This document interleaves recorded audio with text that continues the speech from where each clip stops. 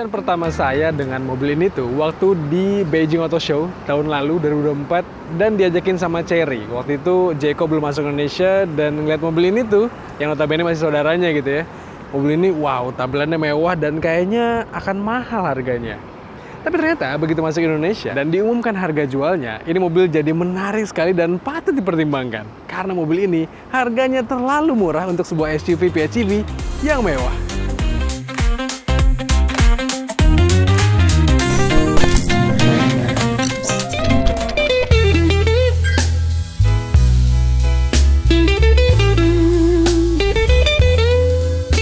Kalau sedang cari mobil listrik buat harian bareng keluarga dan budgetnya di kisaran 500-600 jutaan, saran saya tunggu dulu deh.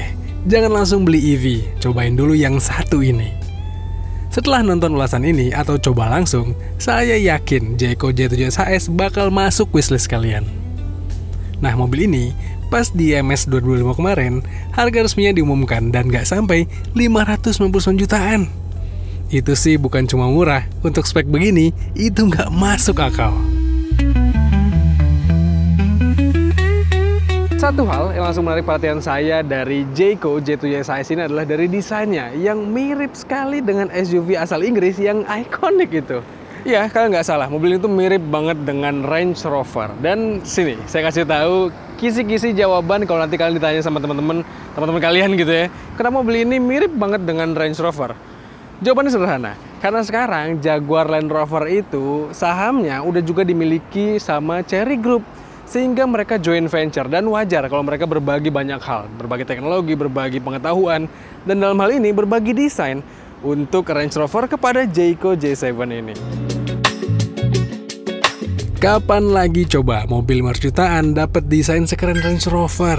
Ya, cuma Jayco yang bisa sejauh ini. Dan mobil ini keren lah, secara desainernya itu yang desain Range Rover juga.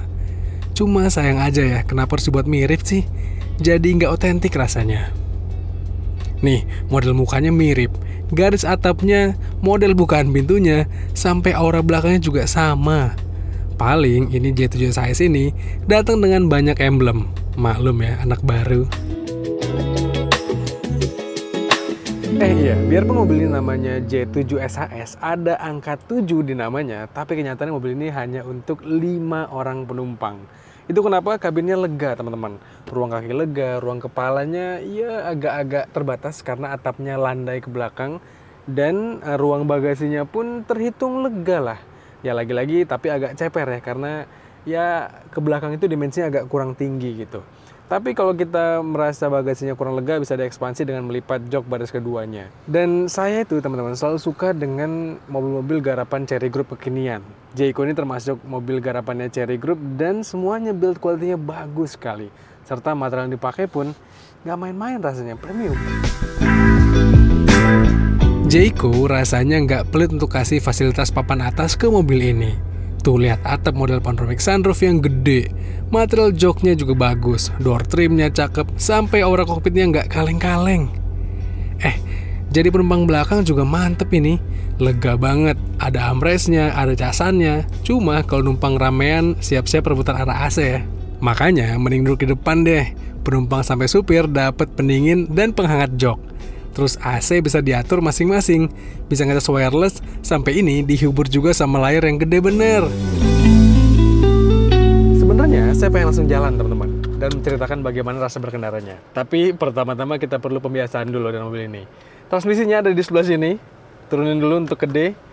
Dan ini rem parkirnya harus tahu dulu kalau disimpan sama Jayco di sini. Tarik ke bawah, ini ada EPB. Rem parkir kita matiin dan auto hold-nya nyalain ya. Kalau di perkotaan biasanya memudahkan. Terus satu catatan dari saya adalah mobil ini kalau kita mau pakai jalan di perkotaan yang padat, lebih baik untuk mematikan ADAS-nya karena ini sensitif banget. Ini forward collision warning-nya kita matiin karena ya dia berisik kalau kendaraan depan tiba-tiba lalu lalang, khususnya motor gitu ya. Terus automatic emergency braking assist kita matiin juga supaya nggak rem mendadak. Dan ya ini lane departure warning-nya kita matiin, lane departure prevention juga kita matiin. Tapi lagi-lagi penggunaan ADAS ini adalah situasional doang. Kalau saya pribadi masih prefer untuk mematikan ADAS-nya, khususnya di Jayco J7 ini karena sensitif banget. Apalagi kalau kita berkendara di perkotaan di jalanan yang padat.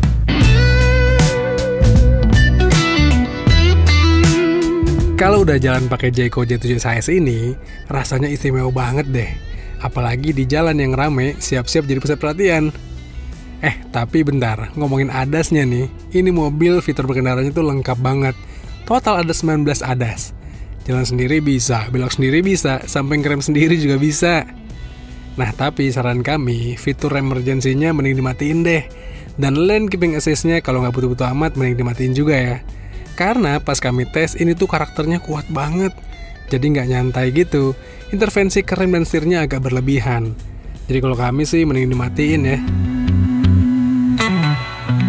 Hal yang juga perlu dibiasakan sebelum kita nyaman menggunakan Jayco J7 SHS ini adalah dari cara pengereman kita, teman-teman. Karena mobil ini tuh karakter remnya benar-benar sensitif. Ditoel dikit aja dia bisa langsung ngerem gitu. Walaupun ya ada pengaturan secara elektris gitu ya soal karakter pengeremannya, tapi tetap aja mobil ini tuh setelah saya pakai kurang lebih 1 pekan gitu ya, tetap nggak menemukan feel pengeremannya seperti apa gitu. Jadi kalau lagi bawa penumpang, ya kerap kali saya dianggap kayak orang yang baru belajar nyetir. Karena nyetirnya pengeremannya itu agak kurang halus gitu. Tapi ya mungkin lambat laun bisa terbiasa lah ya. Dan secara umum mobil ini tuh asik teman-teman. Nyaman banget, kabinnya kedap. Feel bantingannya terasa premium teman-teman. Gak terasa yang terlalu empuk. Karena SUV kalau terlalu empuk gitu ya biasanya limbung kalau kita pakai bermanuver gitu ya. Enggak, ini enggak. Dan juga nggak terlalu keras sehingga kabinnya nggak nyaman. Jadi terasa bantingannya itu mantep lah rasanya. Dan kalau kita ngomongin soal karakter setirnya pun, mobil ini tuh hadir dengan setir yang cukup oke lah. Memang bisa dibilang agak kurang komunikatif gitu ya, tapi secara bobot bisa kita sesuaikan. Mau yang ringan, jadi enak dipakai di perkotaan gitu ya. Tapi kalau mau dibuat agak sedikit berbobot atau berat juga, mobil ini bisa disesuaikan. Jadi kalau kita lagi pakai keluar kota atau lagi dipakai mungkin di jalur bersambatan, rasanya lebih ajek gitu. Jadi ya khasnya mobil premium, mobil ini tuh terasa mantap. Konon katanya PHEV itu terkenal irit dan canggih. Apa iya? Jelas iya. Jayco J7 SHS ini hadir dengan banyak banget pengaturan berkendara. Kita bisa atur karakter EV-nya, atur karakter pengecasan internalnya, dan mobil ini bisa dengan pintar menyesuaikan mau ke arah irit atau ke arah performa. Nah, bicara soal irit, agak sulit memang menilai konsumsi bensin rata-rata dari mobil PHEV, karena terlalu banyak datanya. Tapi yang pasti, ini mobil kalau lagi baterai terisi penuh, bisa dibawa sampai 90 km. Jadi dengan baterainya aja udah cukup banget sebenarnya. Belum lagi kalau kita isi full tank tangki bensin yang gede ini dan baterainya juga kita isi penuh, total Jayco J7 SHS ini bisa dibawa sampai 1300 km. Hitungannya sih jadi irit banget ya untuk mobil yang tampangnya premium kayak gini.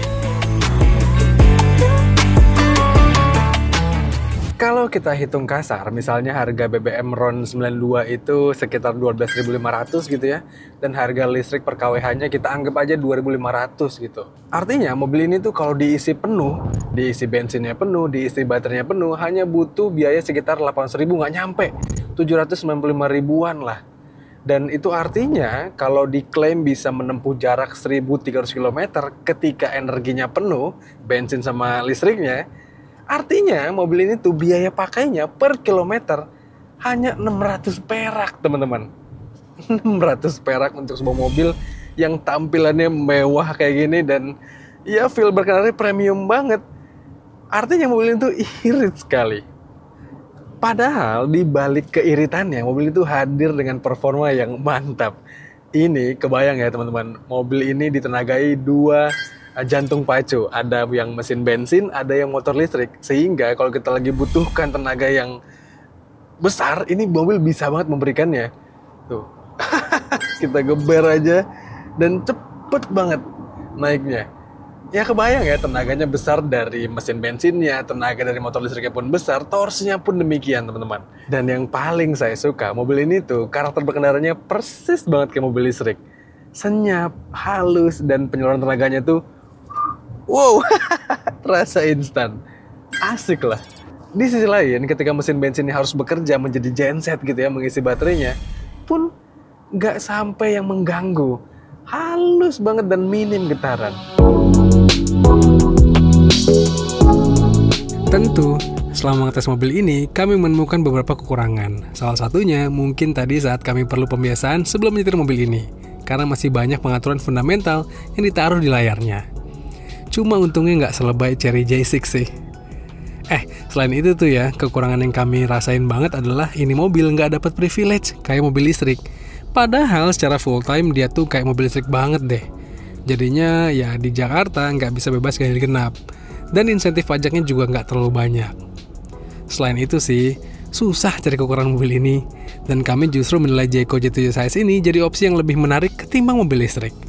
Fleksibilitasnya, performanya, membuat mobil ini punya value yang sangat baik dengan harganya yang terjangkau.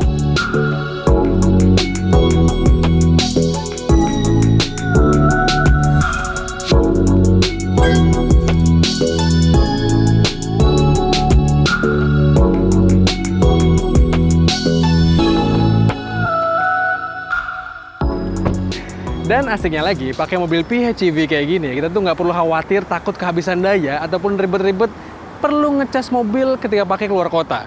Tapi kalau pakai dalam kota doang, kita bisa mengandalkan baterainya aja dan berkendara layaknya mobil listrik murni. Menarik kan?